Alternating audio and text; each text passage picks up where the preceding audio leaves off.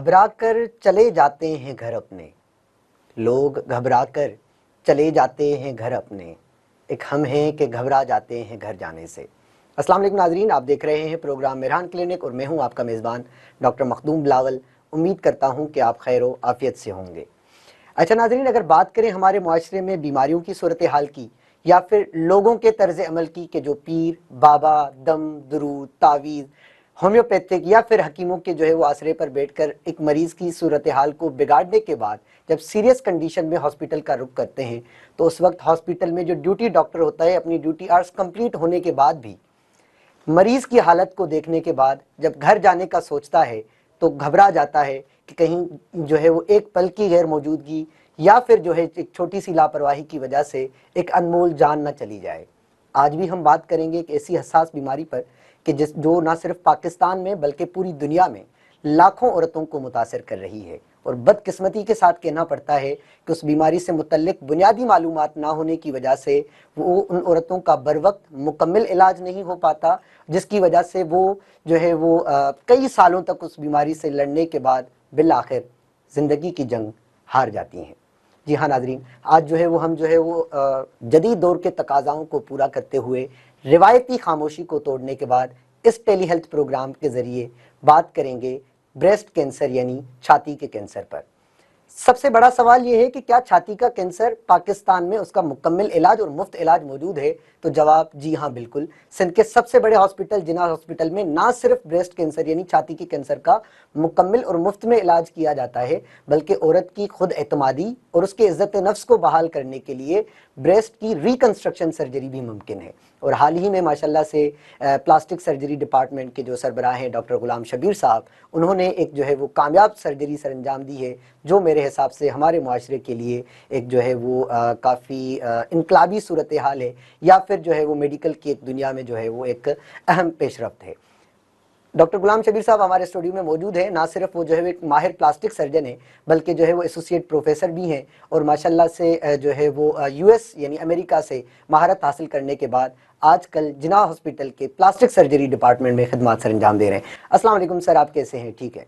वालेकुम अस्सलाम डॉक्टर साहब, मैं बहुत अच्छा हूँ, ठीक हूँ अल्हम्दुलिल्लाह। आप सुनाइए, आप कैसे हैं? अल्हम्दुलिल्लाह। अच्छा सर, सबसे पहले तो मेहरान क्लिनिक की पूरी टीम की तरफ से आपको दिल की गहराइयों से मुबारकबाद कि माशाल्लाह से ये जो ख्वाबनुमा चीज़ें होती हैं जब हम अपने गवर्नमेंट के इदारों में इस तरह की चीज़ देखते हैं कि जो ना सिर्फ मरीज़ के लिए जो उसकी ज़िंदगी बचाने में अहम किरदार अदा करती है बल्कि चूँकि अक्सर ये ख्याल किया जाता है कि गवर्नमेंट के इदारों में केस बिगड़ते हैं लेकिन बिगड़ने के बजाय अगर उसकी रिकन्स्ट्रक्शन की जाए और जो है वो पेशेंट के नफ्सियाती मामलात को बहाल किया जाए तो मेरे हिसाब से ये बहुत एक अहम पेशरफ्त है और जिसकी वजह से आपको दिल की गहराइयों से मुबारकबाद।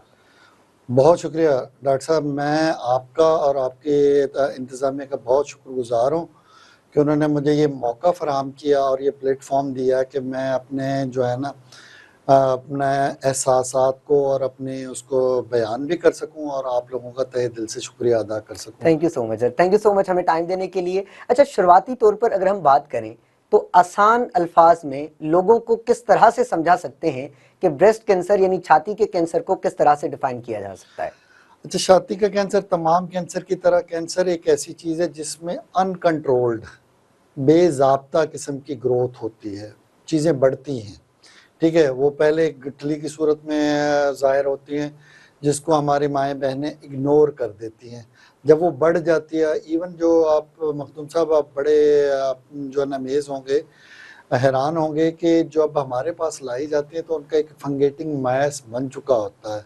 जैसा कि आपने अपने इंट्रो में बताया, क्योंकि उन्होंने पहले इसकी मुकम्मल छानबीन नहीं करवाई होती, दम दरूद और फिर उसके बाद होम्योपैथिक और उसके बाद आखिर में जाकर हमारी बारी आती है। ये आपने बहुत अच्छा और बर वक्त बताया है। तो ब्रेस्ट कैंसर ये है, कैंसर की वो किस्म जो कि छाती में पाई जाती है। ये सिर्फ छाती तक महदूद नहीं रहती है, उसके बाद इसका फैलाव हो जाता है जो कि बाद में जानलेवा साबित होता है। अच्छा सर, इनिशियली अगर हम बात करें तो जो मतलब ब्रेस्ट कैंसर के कॉजेज होते हैं, रिस्क फैक्टर्स होते हैं, वो क्या होते हैं? अच्छा, ये जो कॉजेज में जो है ना, रिस्क फैक्टर में सबसे बड़ा रिस्क फैक्टर जो है ना, ये है हमारे जो है डायनेसिटी। यानी कि ये अगर हमारे जीन्स में है, अगर किसी शख्स किसी खातून की वालदा को था या उनकी ग्रैंड मदर को था या ग्रैंड ग्रैंड मदर को था, तो हाईली लाइकलीहुड है कि आप में आ जाए। बाकी कोई ऐसी जो इन्वायरमेंटल फैक्टर हैं वो बहुत ज़्यादा नहीं है, ज़्यादातर जीनियाती हैं, और बाकी चीज़ें जो है इन्वायरमेंटल हैं लेकिन उनका बहुत ज़्यादा अमल दखल नहीं है।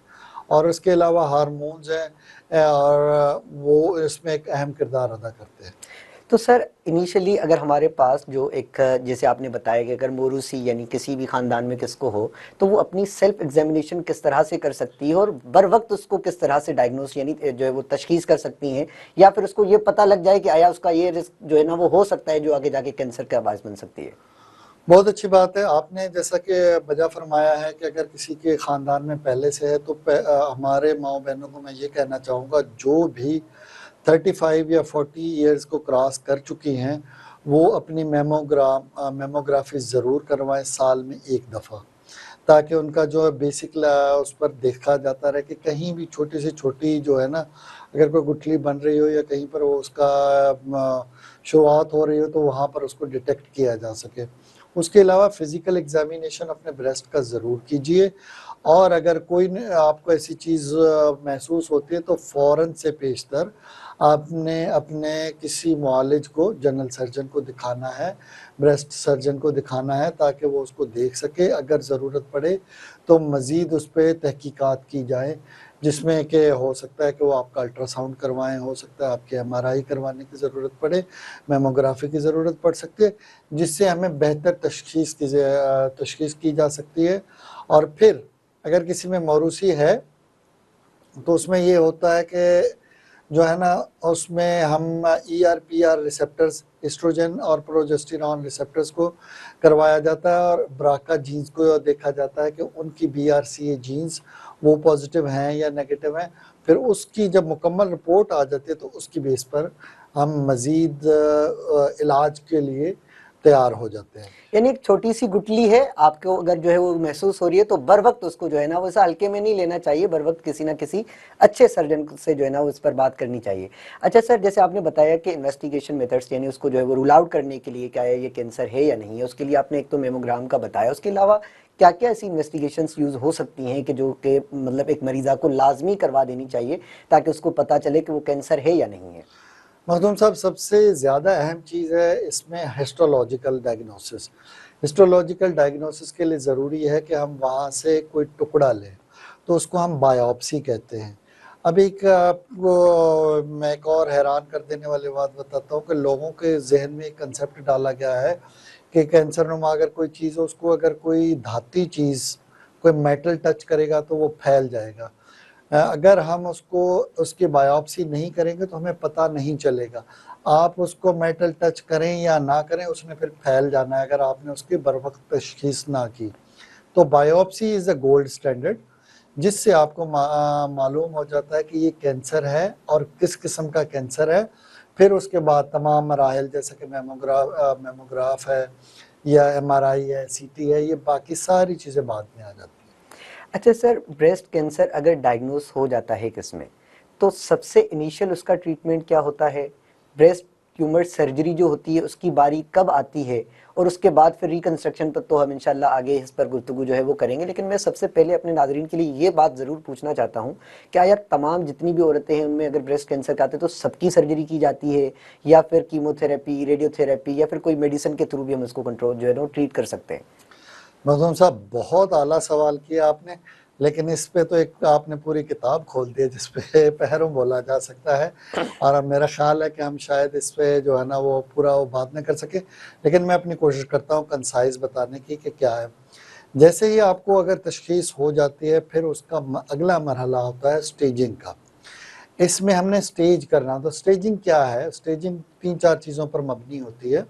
नंबर 1, हमारे पास हिस्टोलॉजी क्या है, और हमारे पास मेमोग्राफ क्या कह रहा है, मेमोग्राम क्या कह रहा है, फिर हमारे पास जो है एमआरआई या सीटी क्या कह रहा है, फिर हमने डिस्टेंट मेटास्टेसिस को देखने के लिए जो सीटी करना है, उन सब को मिलाकर हम एक स्टेज बनाते हैं। एक स्टेज में ये 3-4 चीज़ें शामिल होती हैं। ट्यूमर का साइज़ हो गया, नोड्यूल्स हो गए और मेटास्टेसिस हो गए, जिनसे आपका बुनियादी तौर पर एक चीज़ को आप स्टेज करते हैं। स्टेज इसमें 4 होती हैं, 1 2 3 4। 1 और 2 में जो है पूरा ब्रेस्ट नहीं निकाला जाता, उसमें आप ब्रेस्ट का कुछ हिस्सा निकालते हैं जिसको हम ब्रेस्ट कंजर्वेशन कहते हैं। ऑन्कोप्लास्टिक सर्जरी वाले ब्रेस्ट कंजर्वेटिव सर्जरी करते हैं, जिसमें से वो मुतासरा हिस्से को निकाल के और नेगेटिव मार्जिन लेकर ब्रेस्ट को दोबारा बना दिया जाता है या उसको बंद कर दिया जाता है जब तक कि हमारे पास फाइनल डायग्नोसिस आ जाए।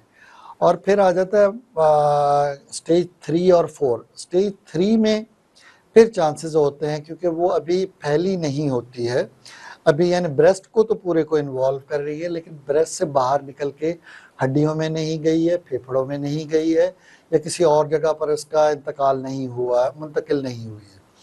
तो उसमें ये करते हैं कि इसको हम मस्टेक्टमी कहते हैं या मॉडिफाइड मस्टेक्टमी, MRM के जनरल सर्जन करते हैं, और उसके साथ ही फिर रिकंस्ट्रक्शन के लिए सोचा जाता है। जो स्टेज 4 है उसमें हमारा मकसद ये होता है कि डिजीज़ बर्डन को कम किया जाए, मेन फोकस को निकाल दिया जाए और इसको बंद कर दिया जाए, ज़ख़म को बंद किया जाए, और फिर इसके साथ कीमो और रेडियो शुरू करवाई जाए। जैसा कि आपने कहा कि इलाज का एक हिस्सा सिर्फ सर्जरी ही नहीं है, कितने हिस्से हैं, तो एक हिस्सा हमारा कीमो रेडियो का भी है। जब हमारे पास स्टेज अवेलेबल होती है और हमारे पास सारे स्कैन्स अवेलेबल होते हैं, तो फिर हम एक मल्टी डिसिप्लिनरी टीम को बुलवाते हैं या एक मुख्तलिफ डॉक्टर्स को इन्वॉल्व करते हैं। एग्जैक्टली डॉक्टर साहब, एग्जैक्टली इसी तरह से मुख्तलिफ शोबों से, जिसमें हमारे पास पैथोलॉजिस्ट भी होता है, जिसमें हमारा रेडियोलॉजिस्ट भी होता है, जिसमें ऑन्कोलॉजिस्ट, रेडिएशन ऑन्कोलॉजिस्ट और मेडिकल ऑन्कोलॉजिस्ट दोनों आते हैं। अब हमने फैसला ये करना होता है कि क्या हमने कीमो ऑपरेशन से पहले देनी है या कीमो ऑपरेशन के बाद देनी है, या हमने कीमो ऑपरेशन के पहले भी देनी है, बाद में भी देनी है, और तीसरी चीज़ है कि रेडिएशन, क्या हमें ज़रूरत है रेडिएशन देने की, बाद में देंगे या नहीं देंगे। ये सारा कुछ का फैसला किया जाता है। उस वक्त बैठा हुआ एक बोर्ड तय करता है कि इसमें तरीक़े इलाज क्या होगा। ब्रेस्ट को निकालना है, फिर उसमें प्लास्टिक सर्जन मौजूद होना चाहिए, जो कि अनफॉर्चुनेटली अक्सर जगहों पर नहीं होता। सर हमारी जो है इस पर गुफ्तगू जारी है, लेकिन यहाँ पे वक्त हुआ है एक ब्रेक का, तो नाज़रीन आपसे मुलाकात होती है छोटे से ब्रेक के बाद। हमारे साथ जुड़े रहिए।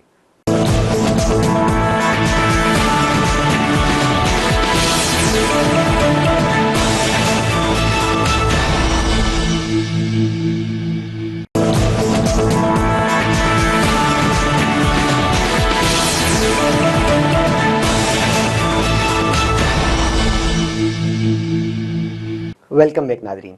अच्छा नाजरीन, ब्रेक पर जाने से पहले हम यही बात कर रहे थे कि आया अगर किसी को ब्रेस्ट कैंसर है तो उसको सर्जरी की ज़रूरत पड़ती है, कब सर्जरी की ज़रूरत नहीं पड़ती, और जो है वो आखिरी जो हमारी इस पर ब्रेक पर जाने से पहले गुफ्तगू हुई वो ये हुई कि अगर किसी को ब्रेस्ट कैंसर है और उसकी जो है वो ट्यूमर सर्जरी हो गई तो उसके बाद जो बारी आती है वो प्लास्टिक सर्जन की आती है।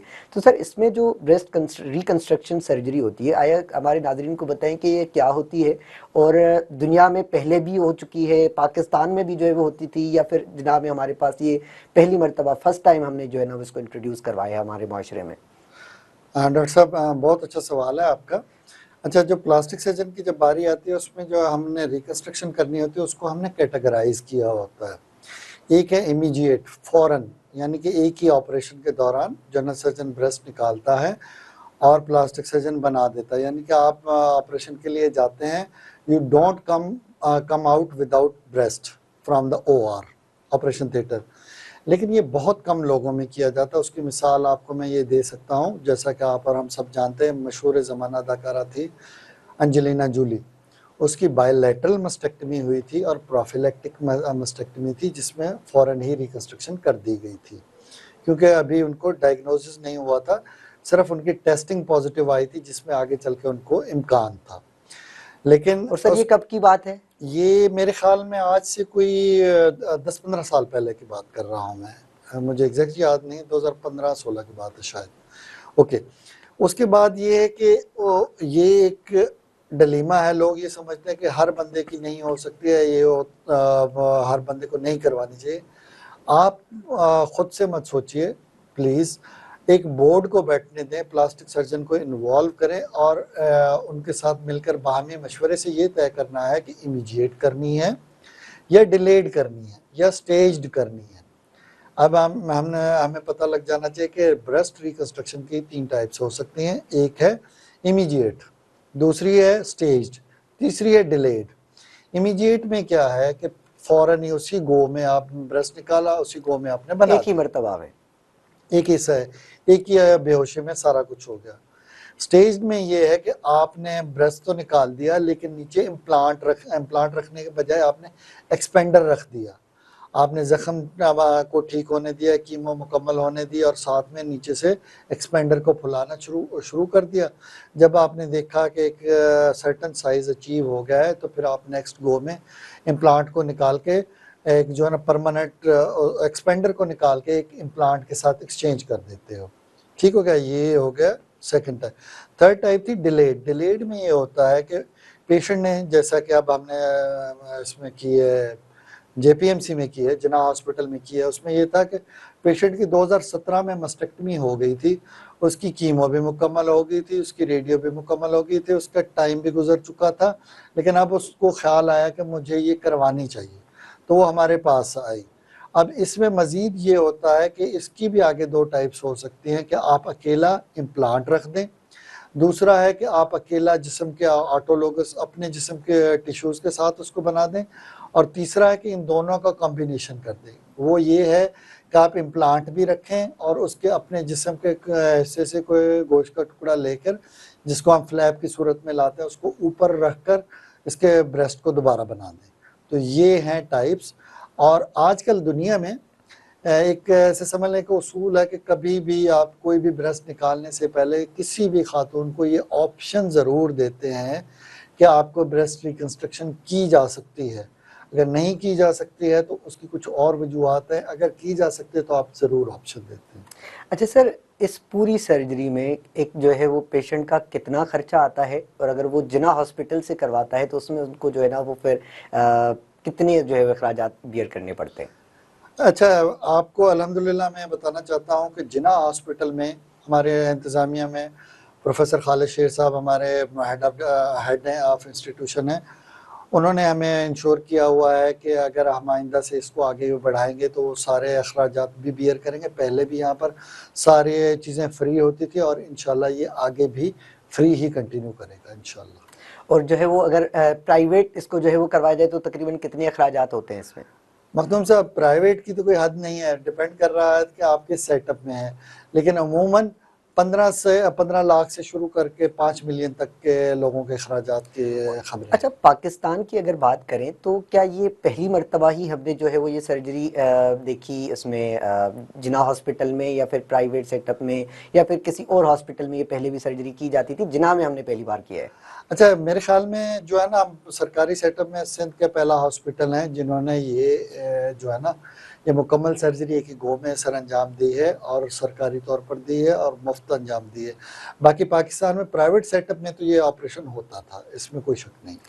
तो सर मुझे ये बताएं कि ये सर्जरी करने से पहले आपके मतलब सामने क्या क्या चैलेंजेस थे, आपने उसको किस तरह से ओवरकम किया? फिर पेशेंट्स अक्सर हमारे पास आते हैं लो लिटरेसी रेट होने की वजह से, नॉर्मल चीज़ों पर हमें उतना काउंसिल करना पड़ता है बिकॉज काफ़ी सारे मिथ्स लेकर वो हमारे पास आते हैं। तो क्या क्या चैलेंजेस थे, आपने उसको किस तरह से जो है वो ओवरकम किया, और पेशेंट काउंसलिंग पे आपने किस तरह से काम किया? अच्छा, ये हमारी खुशकिस्मती थी कि हमारा पेशेंट बड़ा मोटिवेटेड था। She was a young lady, she is a young lady, और जो है ना वो उसको ये था कि मेरा ब्रेस्ट होगा तो मेरा वुमनहुड कंप्लीट होगा, तो मेरी जो है ना आगे कोई मुस्तकबिल होगा। खुद एतमादी इसमें बढ़ेगी। हाँ, उसका माशरे में चलना फिरना हर चीज़ जो है ना अपने वो इंडिपेंडेंटली कर सकेगी। उससे पहले उसको हर वक्त कहती है कि मुझे धड़का लगा रहता था कि कहीं मेरे ये चीज़ें हिल ना गई हों, मेरे ब्रेजियर ऊपर नीचे ना हो गया हो। इस तरह से उसमें खुद एतमादी का बहुत फुकदान था। और तीसरी बात ये कि जो चैलेंज होता है ना मखदूम साहब, अक्सर व बेशतर हमारे पास हमारे जनरल सर्जन दोस्त भेज देते हैं कि आप देख लें इसमें रिकंस्ट्रक्शन हो सकती है, लेकिन मरीज़ को जब हम ऑफ़र करते हैं तो वो जो है ना इतने थके हुए होते हैं या इतने लेस मोटिवेटेड होते हैं, या वो समझ लें कि लोगों ने उनको इतना डराया हुआ होता है, वो कहते हैं कि डॉक्टर साहब सिर्फ निकाल दें, इसको बनाने की ज़रूरत नहीं है। बाज़ औक़ात हमें ये चैलेंज भी जो है ना देखने को मिलता है। लेकिन अक्सर जब हम उनको समझाते हैं कि ये ऐसा नहीं है, इतना अच्छा है और ये रिलायबल है, और और दुनिया हो भर रहा में है, किया भी जाता है। किया भी जा रहा है, तो मान जाते हैं। परफेक्ट। अच्छा सर, इसमें जो है वो एक और चीज़ यहाँ पे कि जितने भी गवर्नमेंट के लिए अखराजात हैं, तो अगर हम फ्यूचर की बात करें तो आप क्या समझते हैं कि ब्रेस्ट रिकंस्ट्रक्शन सर्जरी के अलावा एक प्लास्टिक सर्जन होने की हैसियत से क्या क्या ऐसी चीज़ें हैं जो हमें अपने ही इदारों में इंट्रोड्यूस करवाने की ज़रूरत है और वो बाआसानी हो सकती हैं? देखिए, आपने जैसा कि आप देख रहे हैं, इल्म हमेशा बढ़ता है बिल्कुल। और ये एक ठहरी हुई जगह नहीं है, ये चलती रहती है, हर जगह पर नई इनोवेशंस आ रही हैं। मैं अरबाब इख्तियार से सिर्फ एक ही रिक्वेस्ट करूंगा कि खुदारा हमारे हमारे लोगों को ट्रेन करवाइए बाहर से, ताकि ये लोग आकर इंटरनेशनल लेवल पर आपको जो है ना, हमारे जो लोग हैं जो मिट्टी से, थरपारकर से, बहुत अंदरून सिंध से, बहुत कश्मीर से आते हैं, गुड्डू से आते हैं, वहाँ से जहाँ पर आप सोच नहीं सकते, लिटरेसी भी नहीं है, गुर्बत बहुत ज़्यादा है, और उनको आप वर्ल्ड क्लास अगर सहूलियात देना चाहते हैं, अगर हम लोग इक्विप्ड होंगे, हमें आता होगा, तो हम लोगों की खिदमत करेंगे। तो मेरा ख्याल है कि एक ट्रेनिंग प्रोग्राम करवाना चाहिए डॉक्टर्स का, जो जाएं, ट्रेंड होकर वापस आएँ, जो हमारे यहाँ पर पहले से काम करें, उन सहूलियात को बढ़ाया जाना सर चाहिए। आपने जब यूएस में जो है वो इस पर प्रैक्टिस की और माशाल्लाह से ये रिकंस्ट्रक्शन सर्जरी, ये तमाम चीज़ें जो है वो की, इसके अलावा और भी कुछ ऐसी चीज़ें हैं कि जो मुमकिन हो सकती हैं लेकिन हमारे माशरे में वो नहीं है, और ना होने की वजह से आज भी लोग जो है वो खुद एतमादी और काफ़ी सारी साइकोलॉजिकल चीज़ों का जो है वो शिकार हैं? देखिए, आपने कहा ना, एज ए डॉक्टर आप बहुत सारी ऐसी चीज़ों की कमी महसूस करते हैं। डॉक्टर्स में भी, मुआशरे में भी लोग जो है ना, इस चीज़ को टैबू बना देते हैं ना एक बंदे के लिए, कि यार वो उसका फ़र्ज़ करें, अब लिम्ब है, किसी का बाजू कटा हुआ है तो उसका मुख्तलिफ़ किस्म का नाम रख देंगे। किसी बेचारे की जान बचाने के लिए किसी की आँख निकालनी पड़ी है तो उसके लिए एक बुरा सा नाम रख देते हैं, जिसकी वजह से लोगों को सोशल एम्बैरेसमेंट होती है, लो मूड होता है। एक तो सोशल एजुकेशन की ज़रूरत है, और दूसरा ये है कि मुख्तलिफ़ फ़ील्ड्स के मुख्तलिफ़ लोगों को अप टू डेट करने की ज़रूरत है, उनको नॉलेज देने की ज़रूरत है, और ये जो हमारे यहाँ state of the art facilities हैं, जो कि बनी हुई हैं, उनमें मज़ीद इम्प्रूवमेंट लाने की ज़रूरत है। ज़बरदस्त। अच्छा डॉक्टर साहब, मुझे ये बताएं कि हमारे पास यहाँ पे प्लास्टिक सर्जरी के जो फ्यूचर, जिसको हम कहें कि प्लास्टिक सर्जन है, या फिर आने वाले वक्त में डॉक्टर गुलाम शबीर साहब के जो स्टूडेंट्स होंगे, उनमें मतलब क्या एनर्जी आप देखते हैं प्लास्टिक सर्जरी से रिलेटेड? कितने लोग आपके अंडर में अभी काम कर रहे हैं और फ्यूचर में कितना आगे आप देख रहे हैं प्लास्टिक सर्जरी डिपार्टमेंट के लोगों को, कि पाकिस्तान में वो क्या क्या मजीद जो है इनकलाबात और इस तरह से जो अहम पेशरफ जैसी चीज़ें वो लेकर आएंगे? बहुत शुक्रिया, आपने बड़े हमारी जो है ना दुखती हुई रग पर मेरे पर हाथ रखा है। मैं चाहता हूँ कि मेरे स्टूडेंट बहुत आगे जाएं, मेरे स्टूडेंट किसी भी प्राइवेट इंस्टीट्यूशन से कम काम ना कर रहे हों। मैं चाहता हूँ कि हमारे यूनिट में जो ना माइक्रोवेस्कुलर सर्जरी है, जिसमें ये अब्डोमेन का, ये ब्रेस्ट बनाने के लिए अब्डोमेन के निचले हिस्से से एक जिस्म का एक हिस्से को काट के ऊपर लाया जाता है, और फिर माइक्रोस्कोप की मदद से जो है ना छोटे छोटे एनास्टोमोसिस लगा कर वो लगा दिया जाता है। उसको फ्री फ्लैप कहते हैं। इट इज़ माई ड्रीम कि मैं भी ट्रेनिंग करके आऊँ और मेरे स्टूडेंट यहाँ पर काम करें, और हम लोग जैसा कि प्राइवेट में फ्री फ्लैप सर्जरी हो रही है, इसी तरह हम दिन रात ये फ्री फ्लैप सर्जरी करके दिखाएं। परफेक्ट। नाजरीन, हमारी गुफ्तगू यहाँ पर जो है वो जारी है और इंशाल्लाह आपसे मुलाकात होती है एक छोटे से ब्रेक के बाद। हमारे साथ जुड़े रहिए।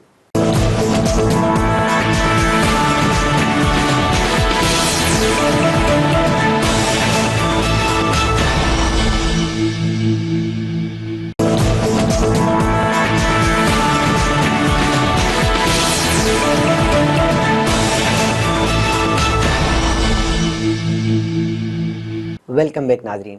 नाजरीन, ब्रेक पर जाने से पहले हमारी जो है वो गुफ्तगू ये चल रही थी कि जिन्ना हॉस्पिटल में जो ब्रेस्ट रिकंस्ट्रक्शन की सर्जरी की गई उसमें क्या क्या चैलेंजेस हुए, फिर ये है कि आने वाले वक्त में हमारे पास कितने प्लास्टिक सर्जन जो है वो ट्रेंड हो रहे हैं, माशाल्लाह से इस बारे में हमें डॉक्टर साहब ने बताया। अच्छा डॉक्टर साहब, यहाँ पर जो है ना वो एक अहम सवाल ये भी है कि जब ब्रेस्ट रिकंस्ट्रक्शन सर्जरी की गई तो उसके बाद आप क्या समझते हैं कि एक खातून के जो जिस्मानी उसके जो है ना वो चीज़ें उसको कितनी हद तक हम बहाल कर सकते हैं, और मज़ीद उसको क्या और भी कुछ मुश्किलात का सामना करना पड़ता है? अगर करना भी पड़ता है तो उसको किस तरह से मज़ीद उसमें इम्प्रूवमेंट की जा सकती है? डॉक्टर साहब, very intelligent question, I must appreciate it. असल में ये है कि इसका मकसद जो है ना, उसको वाजे करने से पहले मैं ये बता दूं कि कुछ लोगों के मिसकंसेप्ट हैं कि हम दोबारा ब्रेस्ट को बिल्कुल उसी साख्त में जैसे अल्लाह मियाँ ने बनाया था उसे ऐसे बना दें, ऐसा नहीं है। ये एक उसको मुकम्मल करने के लिए कॉन्ट्रालेटरल ब्रेस्ट के साइज़ की चीज़ होगी, एक उभार होगा जिसके साथ वो जो है ना उसको अपना आप मुकम्मल लगेगा। इससे आप फीडिंग नहीं करवा सकते, इसमें फीडिंग नहीं होगी। इसको मज़ीद बेहतर बनाने के लिए इसके जो होते हैं स्कार्स बनते हैं, उनके ऊपर हम जो है ना टैटूइंग करवाते हैं। टैटूइंग ये होती है कि एक इंक को लेकर उसके जो है ना इस तरह से उसमें दाखिल किया जाता है ताकि वो स्कार नज़र ना आए, वो ज़ख़म नज़र ना आए। और फिर उसके अलावा निप्पल ऑरियोलर कॉम्प्लेक्स को भी टैटूइंग के साथ बनाया जाता है ताकि अगर उसको देखने से ऐसे लगे कि एक शायबा लगे कि निप्पल ऑरियोलर कॉम्प्लेक्स मौजूद है। ठीक है? तो ये आपको ज़हनी तौर पर हमने मरीज़ा को भी बताना होता है कि ये एक ऐसी चीज़ नहीं है जो कि कुदरती ये उसका ब्रेस्ट का निमल बदल है। ये एक ऐसी चीज़ है जिसके साथ आपको बाकी चीज़ों से आज़ादी मिल जाती है। मसलन आपको हर वक़्त ये धड़का नहीं लगा रहता कि मेरे कपड़े हिल गए हैं, मेरी चीज़ें अपनी जगह पर नहीं हैं, तो इसकी वजह से आपको जो है ना एक जगह सोशल एंजाइटी कम हो जाती हाँ, होगी। सोशल एंग्जायटी कम हो जाती है, एम्बैरेसमेंट कम हो जाती है, आपको ये नहीं लगता कि हर वक़्त कोई बंदा मेरी इसी तरफ देख रहा है ना। तो इस लिहाज से आपको जो है ना आज़ादी मिल जाती है और दूसरा ये होता है कि उसको अपने ज़हनी एक सुकून आ जाता है। मैंने देखा है डॉक्टर साहब जब एक पेशेंट का वो हो जाता है ना, अब वो अभी हालाँकि अर्ली डेज़ हैं, वो मेरे वार्ड में पूरी भागती फिरती है, एक समझ लें चिड़िया बनी हुई है जो हर तरफ चहचहाती फिर रही है, खुश है, हँसती है, खेलती है। She is very enthusiastic about her future ना। तो ये चीज़ें हैं जो उसको उन्होंने पॉज़िटिव इम्पैक्ट दिया तो उसको। सर इसमें एक खानदान के अफराद का क्या रोल है इस चीज़ को जो है ना वो करने के लिए कि आप इसकी तरफ लेकर आएं, और ख़ास तौर पर अगर वो जो है वो शादीशुदा एक ख़वातीन जो है ना इसमें है, तो उसमें उस खावंद का क्या रोल होता है आप समझते हैं कि जो है ना सर्जरी की काउंसलिंग में और तमाम चीज़ों में? अच्छा मखदूम साहब देखिए बहुत अच्छा सवाल है, अगेन बहुत अच्छा सवाल है क्योंकि हम एक मशरकी मुआशरा हैं, मशरकी मुआशरे में कोई भी बंदा इंडिविजुअली फ़ैसले नहीं लेता। बिल्कुल। ठीक है, हमें अपने ख़ानदान को साथ लेकर चलना पड़ता है, चाहे मर्द हो चाहे औरत हो। औरतों को कुछ ज़्यादा लेना पड़ता है, मर्द ज़रा कहीं न कहीं अपनी मनमानी कर जाते हैं, इट्स अ फैक्ट। अच्छा होता ये है कि अगर उसके अब जैसे ये मेरा जो ये एग्ज़ाम्पल है, इसमें ये था कि वो बच्ची गैर शादीशुदा थी और उसके वालिदैन ने, उसकी बहन ने ख़ास तौर पर उसको बहुत मोटिवेट किया हुआ था कि जो है ना आपने ये करवाना है और हम आपके साथ हैं, कोई मसला नहीं है। तो इसी तरह किसी भी सर्जरी की कामयाबी का दारोमदार ही इस पर है कि उसके घर वाले उसके साथ कितना ज़्यादा ताउन करते हैं। अगर कोई शादीशुदा खातून है और उसका मियाँ उसके साथ मोटिवेटेड है और वो चाहता है कि ये हो, तो हमारी कामयाबी का तनासुब बढ़ जाता है। क्योंकि पेशेंट बड़ा मेंटली रिलैक्स होकर आता है और वो करवा लेता है अपना सारा काम। अगर वो अंडर स्ट्रेस करवाए तो अंडर स्ट्रेस जो है ना वो रिज़ल्ट नहीं मिलते हैं जैसा कि आपको पता है कि कोई भी चीज़ जो अगर ज़बरदस्ती करवाई जाए या ज़बरदस्ती की जाए उसके वो फ़वाइद हासिल नहीं होते। तो इसको बहुत ज़्यादा एम्फसाइज़ करूँगा कि आपने पॉज़िटिव रहना है। अगर घर में किसी के खुदा न ख़ास्ता ऐसा ब्रेस्ट कैंसर सर्वाइवल है, तो उसको नामुकम्मल मत समझें, कोई देर नहीं हुई है। इस बच्ची की भी तकरीबन आज से 8 साल पहले मस्टेक्टमी हुई थी 2017 में और उसकी रिकंस्ट्रक्शन हमने की है 2026 में, तकरीबन 8-9 साल के बाद। तो आप अपना चांस लीजिए, ज़रूर आइए और इंशाल्लाह अल्लाह रहमत करेगा तो सारी चीज़ें सर बहुत आप बेहतर होंगी। हमारे व्यूअर्स को क्या सजेशन देंगे कि अगर ब्रेस्ट कैंसर का जो एक इंसिडेंस रेट है उसको कैसे कम किया जा सकता है? ऐसी कौन सी एहतियाती तदाबीर हैं जो वो अपनाएं और उसके बाद जो है ना वो इसका जो एक रिस्क होता है वो कम हो जाता है? अच्छा देखिए इसमें जो है ना रिस्क चूँकि जैसा कि हमने पहले शुरू में कहा था जेनेटिक है ना, तो जेनेटिक को आप चेंज नहीं कर सकते हैं। हाँ, इसमें ये है कि इस रिस्क को early detection is the rule कि आपको अर्ली पता चल जाए, तो आप इनको निकाल सकते हैं ताकि आपके जो है ना पेशेंट का सर्वाइवल रेट हो, उसकी नॉर्मल ज़िंदगी हो, उसको पता हो कि यार ये ऑपरेशन करवाने के साथ भी मेरी लाइफ़ एक्सपेक्टेंसी वही है जो है। वरना अगर मैं ये नहीं करवाऊंगी तो मेरी लाइफ एक्सपेक्टेंसी कम हो जाएगी। ये लोगों को बताने की ज़रूरत है। आपकी तरफ से आखिरी हमारे जो व्यूअर्स को है वो क्या मैसेज हो सकता है? आपके व्यूवर्स को और हमारे तमाम माएँ बहनें और भाई हजरात, जो के बाप है, कोई शौहर है, उनको सबके लिए ये पैगाम है, डिजीज़ अल्लाह की तरफ से है, इसमें मरीज़ का कोई कसूर नहीं है, किसी का भी कोई कसूर है और ना ही आपका। और अल्लाह ताला ने हर मर्ज़ के लिए शिफा रखी है। उठिए, हिम्मत कीजिए और अल्लाह ताला आपके लिए रास्ते खोल देगा। आप हमारे ब्रेस्ट कैंसर क्लिनिक्स में आइए, तमाम सरकारी हॉस्पिटल्स में मौजूद हैं। जेपीएमसी में जनरल सर्जरी बहुत अच्छे ब्रेस्ट क्लिनिक चला रहे हैं और उनके साथ मिलिए, जहाँ पर उनको ज़रूरत हमारी पड़ती है हम उनके साथ मिलके ये सारा कुछ करते हैं जी, और और sir total free of cost करते हैं। कॉस्ट के लिए मत घबराइए। अच्छा सर, गवर्नमेंट के हवाले से कोई ऐसी चीज़ जो आप उनको कहना चाहते हो कि मज़ीद इस चीज़ को जो है ना वो आगे बढ़ाया जाए और उनकी तरफ से मज़ीद जो इसमें ताउन वगैरह या इस तरह की कोई चीज़ हो? मखदूम साहब, आपने बहुत अच्छा कहा, हुकूमत हमारे साथ अच्छा ताउन कर रही है, जेपीएमसी का एडमिनिस्ट्रेशन हमारे साथ अच्छा ताउन कर रही है। ऐसा है कि लॉजिस्टिक्स में हमारे जो ऑपरेशन थिएटर हैं उनको बढ़ाना है ताकि हमें ऑपरेटिव टाइम ज़्यादा हो सके, और इसके लिए इम्प्लांट को ख़रीदने का एक लंबा मरहला है। उसकी बजाय हमें जो है ना इम्प्लांट जो है ना पीरियडिकली मुस्तकिल बुनियादों पर एक क्वांटिटी में फ़राहम किए जाने चाहिए ताकि हम हर मरीज़ के लिए जिसके लिए चाहें लगा सकें। ऐसा ना हो कि हमें उसको सोचना पड़े। क्यों में ना लगाना पड़े कि इसका आएगा तो करेंगे, ऐसा नहीं होना चाहिए। ये एक छोटी सी चीज़ है।